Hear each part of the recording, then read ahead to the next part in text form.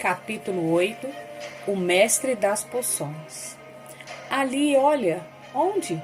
Ao lado do garoto alto de cabelos vermelhos, de óculos. Você viu a cara dele? Você viu a cicatriz?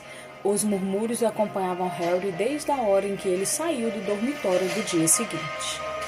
A garotada, que fazia fila ao lado de fora das salas de aula, ficava nas pontas dos pés para dar uma espiada, ou ia e vinha nos corredores para vê-lo duas vezes. Harry desejou que não fizessem isso, porque estava tentando se concentrar para encontrar o caminho para suas aulas. Havia 142 escadas em Hogwarts, largas e imponentes, estreitas e precárias, umas que levavam a um lugar diferente, às sexta-feiras, outras com um degrau no meio que desaparecia e a pessoa tinha que se lembrar de saltar por cima. Além disso, havia portas que não abriam, a não ser que a pessoa pedisse por favor ou fizesse cócegas nela no lugar certo. E portas que não eram bem portas, mas paredes sólidas que fingiam ser portas. Era também muito difícil lembrar onde ficavam as coisas, porque tudo parecia mudar frequentemente de lugar. As pessoas nos retratos saíam para se visitar e Harry tinha certeza de que os brasões andavam. Os fantasmas também não ajudavam nada. Era sempre um choque horrível quando um deles atravessava de repente uma porta que a pessoa estava querendo abrir. Nick, quase sem cabeça, ficava sempre feliz de apontar a direção certa para os alunos de Grifinória. Mas Pirraça, o Poltergeist, representava duas portas fechadas e uma escada falsa se a pessoa o encontrasse quando estava atrasada para uma aula. Ele despejava cestas de papéis na cabeça das pessoas, puxava os tapetes de debaixo de seus pés, acertava-as com um pedacinho de giz ou vinha sorrateiro por trás, invisível, e agarrava-as pelo nariz e guinchava. Peguei-a pela bincanca. Pior que o Poltergeist, se é que era possível, era o zelador, Argo Filch. Harry e Rony conseguiram conquistar sua má vontade logo na primeira manhã. Filch encontrou-os tentando forçar caminho por uma porta que, por azar, era a entrada para o corredor proibido no terceiro andar. Ele não quis acreditar que estavam perdidos, pois tinha certeza de que estavam tentando arrombá-los de propósito e ameaçava trancá-los nas masmorras, quando foram salvos pelo professor Quirrell que ia passando. Filch tinha uma gata chamada Madame Norra, como quem ronrona um bicho magro, cor de poeira, com olhos saltando como lâmpadas, iguais aos de Filch. Ela patrulhava os corredores sozinha. Se alguém desobedecesse a uma regra em sua presença, pusesse o dedão de fora na linha, ela corria buscar Filch, que aparecia asmático em 2 segundos. Filch conhecia as passagens secretas da escola melhor do que ninguém, exceto talvez os gêmeos Weasley, e podia surgir de repente como um fantasma. Os estudantes a detestavam, e a ambição mais desejada de muitos era dar um pontapé em Madame Norra. Além disso, quando a pessoa conseguia encontrar o caminho das salas, havia as aulas em si. Mágica era muito mais do que sacudir a varinha e dizer meia dúzia de palavras engraçadas, como Harry logo descobriu. Tinham de estudar o céu da noite pelo telescópio toda quarta-feira à meia-noite e aprender os nomes das diferentes estrelas e os movimentos dos planetas. 3 vezes por semana iam para a estufa de plantas atrás do castelo para estudar herbologia, com uma bruxa baixa e gorda chamada Professora Sprout, com quem aprendiam como cuidar de todas as plantas e fungos estranhos e descobriam para quem eram usados. Sem favor, a aula mais chata era de História da Magia, a única matéria ensinada por um fantasma. O professor Binns era realmente muito velho quando adormeceu diante da lareira na sala dos professores e levantou na manhã seguinte para dar aulas, deixando o corpo para trás. Binns falava sem parar enquanto eles anotavam nomes e datas e acabavam confundindo Emerico, o mau, com Urico, o esquisitão. O professor Flitwick, que ensinava feitiços, era um bruxo miudinho que tinha de subir numa pilha de livros para enxergar por cima da mesa. No começo da primeira aula, ele pegou a pauta e, quando chegou ao nome de Harry, soltou um gritinho excitado e caiu da pilha, desaparecendo de vista. Já a professora Minerva era diferente. Harry estava certo quando pensou que ela não era professora para aluno nenhum aborrecer. Severa e inteligente, fez um sermão no instante em que eles se sentaram para a primeira aula. A transfiguração é uma das mágicas mais complexas e perigosas que vão aprender em Hogwarts. Quem fizer bobagens na minha aula vai sair e não vai voltar mais. Estão avisados. Transformou então a mesa em porco e de volta em mesa. Todos ficaram muito impressionados e ansiosos para começar, mas logo perceberam que não iam transformar os móveis em animais ainda por muito tempo. Depois de fazer anotações complicadas, receberam um fósforo e começaram a tentar transformá-lo em agulha. No fim da aula, somente Hermione Granger produziu algum efeito no fósforo. A professora Minerva mostrou à classe como o fósforo ficara todo prateado e pontiagudo e deu um raro sorriso à aluna. A matéria que todos estavam realmente aguardando com ansiedade era a defesa contra as artes das trevas, mas as aulas de Quirrell foram uma piada. Sua sala cheirava fortemente a alho, que todos diziam que era para espantar um vampiro que ele encontrara na Romênia e temia que viesse atacá-la qualquer dia. Seu turbante, contou ele, fora presente de um príncipe africano como agradecimento por tê-lo livrado de um zumbi incômodo. Mas os alunos não tinham muita certeza se acreditavam na história. Primeiro porque quando Simas Finnegan pediu ansioso para Quirrell contar como liquidar o zumbi, Quirrell ficou vermelho e começou a falar do tempo. Segundo porque eles repararam que havia um cheiro engraçado em volta do turbante, e os gêmeos Weasley insistiam que devia estar cheio de alho também, de modo que Quirrell estava protegido em qualquer lugar. Harry se sentiu aliviado ao descobrir que não estava muito atrasado com relação ao resto da turma. Muitos alunos tinham vindo de famílias trouxas e, como ele, não fazia ideia de quem eram bruxas e bruxos. Havia tanto para aprender que até gente como Rony não estava tão adiantada assim. Sexta-feira foi um dia importante para Harry e Rony. Eles finalmente conseguiram encontrar o caminho para o salão principal e tomar o café da manhã sem se perder nenhuma vez. O que temos hoje? Perguntou a Harry a Rony enquanto punha açúcar no mingau de aveia. Poções duplas com o pessoal da Sonserina. Snape é diretor da Sonserina, disse que sempre protege eles. Vamos ver se é verdade. Gostaria que Minerva nos protegesse. A professora Minerva era diretora da Grifinória, mas isso não a impedira de dar aos seus alunos uma montanha de dever de casa no dia anterior. Naquele instante chegou o correio. Harry agora já se acostumara com isso, mas levava um susto na primeira manhã quando centenas de corujas entravam de repente no salão principal durante o café da manhã, circulando as mesas até verem seus donos e deixarem cair as cartas e pacotes no colo deles. Edviges não trouxera nada para Harry até então. Às vezes entrava para beliscar sua orelha e comer um pedacinho de torrada antes de dormir no corujal com as outras corujas da escola. Esta manhã, porém, ela esvoaçou entre a geleia e o açucareiro e deixou cair um bilhete no prato de Harry. Ele abriu imediatamente. Prezado Harry, dizia numa letra muito garranchosa, sei que tem as tardes de sexta-feira livres, então será que não gostaria de vir tomar uma xícara de chá comigo por volta das 3? Quero saber como foi sua primeira semana. Mande-nos uma resposta pela Edviges. Hagrid. Harry pediu emprestado a pena de Rony e escreveu: sim, gostaria, vejo você mais tarde, no verso do bilhete, e despachou Edviges outra vez. Foi uma sorte que Harry tivesse o convite de Hagrid para se alegrar, porque a aula de poções foi a pior coisa que lhe acontecera até ali. No início do banquete de abertura do ano letivo, Harry tivera a impressão de que o professor Snape não gostava dele.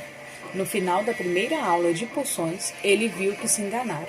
Não era bem que Snape não gostava de Harry, ele o odiava.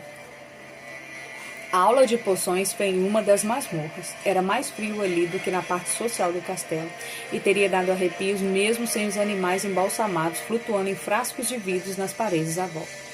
Snape, como Flitwick, começou a aula fazendo a chamada e, como Flitwick, ele parou no nome de Harry. Ah, sim, disse baixinho, Harry Potter, a nossa nova celebridade. Draco Malfoy, seus amigos Crabbe e Goyle deram risadinhas escondendo a boca com as mãos. Snape terminou a chamada e encarou a classe. Seus olhos eram negros como os de Hagrid, mas não tinham o calor dos de Hagrid. Eram frios e vazios e lembravam túneis escuros. Vocês estão aqui para aprender a ciência sutil e a arte exata do preparo de poções, começou. Falava pouco acima de um sussurro, mas eles não perderam nenhuma palavra. Como a professora Minerva, Snape tinha o dom de manter uma classe silenciosa sem esforço. Como aqui não fazemos gestos tolos, muitos de vocês podem pensar que isso não é mágica.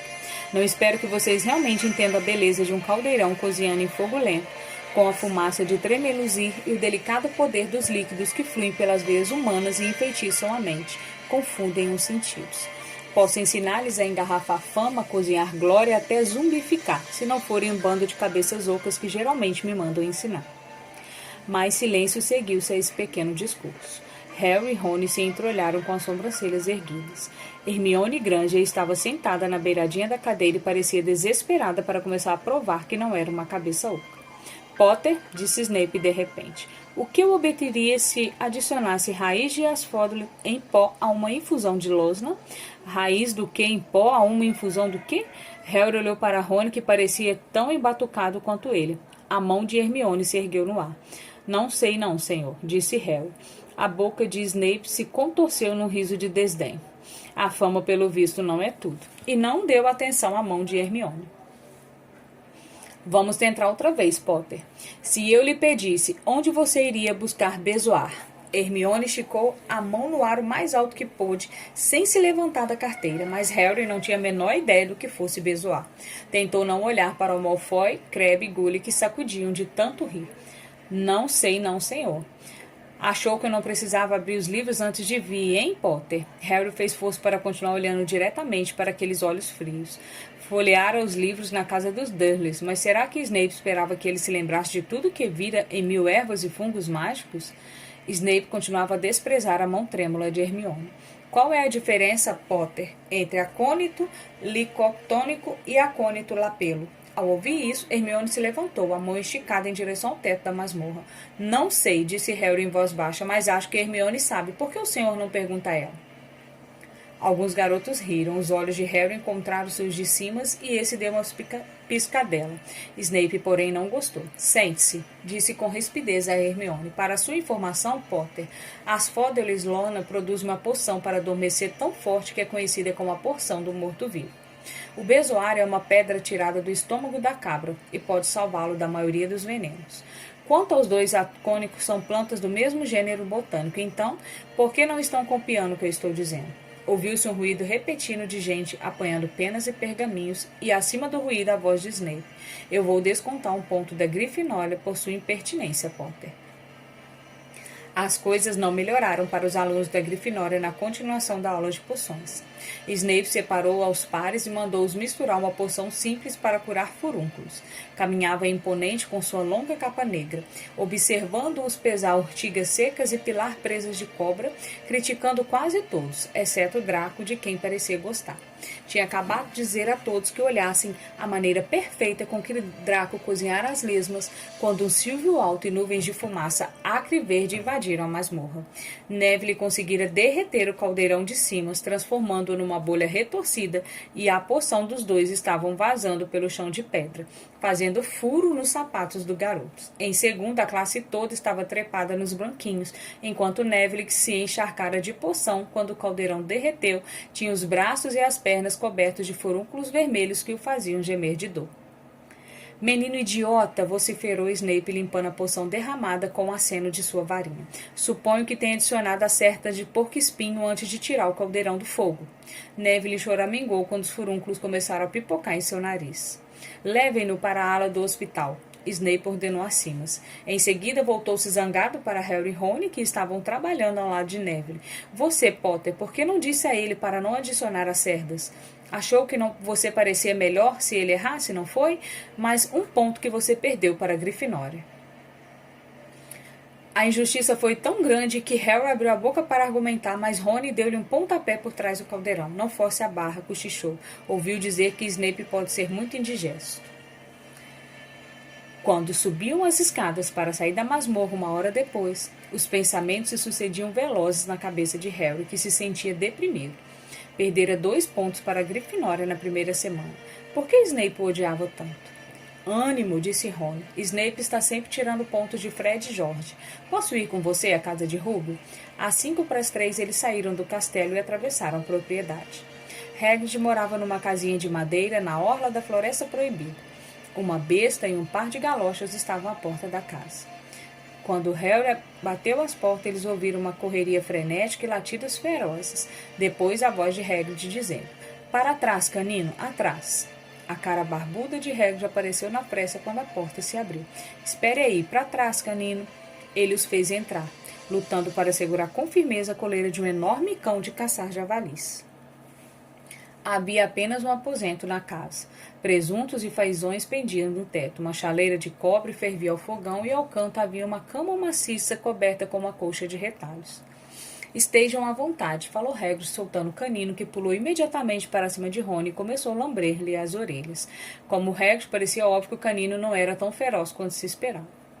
Este é o Rony.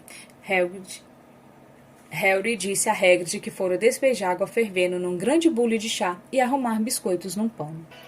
Mais um Weasley, hein? Exclamou Hagrid vendo as sardas de Rony. Passei metade da vida expulsando seus irmãos da floresta.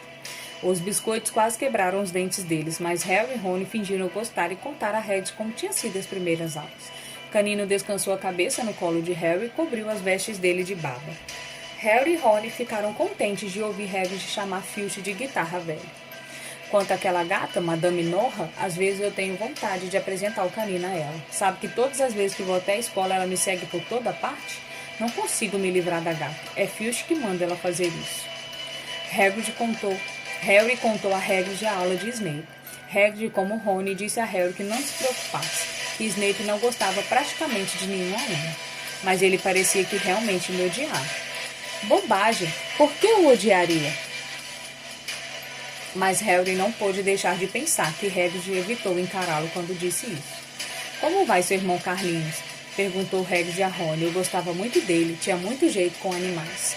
Harry perguntou se Hagrid teria mudado os assuntos de propósito. Enquanto Rony contava tudo sobre o trabalho de Carlinhos com dragões, Harry apanhou um pedaço de papel que estava na mesa sobre o abafador de chá. Era uma notícia recortada do Profeta Diário. O caso Gringotts. Prossegue as investigações sobre o arrombamento de Gringotts ocorrido em 31 de julho, que se acredita ter sido o trabalho de bruxos e bruxas das trevas desconhecidos. Os doentes de Gringotts insistiam hoje que nada foi roubado. O cofre aberto na realidade foi esvaziado mais cedo naquele dia. Mas não vamos dizer o que havia dentro para que ninguém se meta se tiver juízo, disse um porta-voz essa tarde. Harry lembrou-se que Rony lhe contara no trem que alguém tentara roubar Gringotts, mas não mencionara a data. Rubio, exclamou Harry, aquele arrombamento de Gringotts aconteceu no dia do meu aniversário. Talvez estivesse acontecendo enquanto a gente estivesse lá. Não havia a menor dúvida. Desta vez, Hagrid decididamente evitara encarar Harry. Resmungou alguma coisa e lhe ofereceu mais um biscoito. Harry releu a notícia. O cofre aberto na realidade foi esvaziado mais cedo naquele dia. Hagrid esvaziara o cofre 713, se é que se podia chamar esvaziar alguém e levar aquele pacotinho encalombado. Seria aquilo que os ladrões estavam procurando? Quando Harry e Rony voltaram ao castelo para jantar, tinham os bolsos pesados com os biscoitos que a educação os impediam de recusar. Harry pensou que nenhuma das aulas a que assistira até ali tinha lhe dado tanto que pensar quanto o chá com Rubio Hagrid. Será que Hagrid tinha apanhado o pacote bem na hora? Onde estava o pacote agora? Será que ele sabia alguma coisa de Snape que não queria contar a Harry?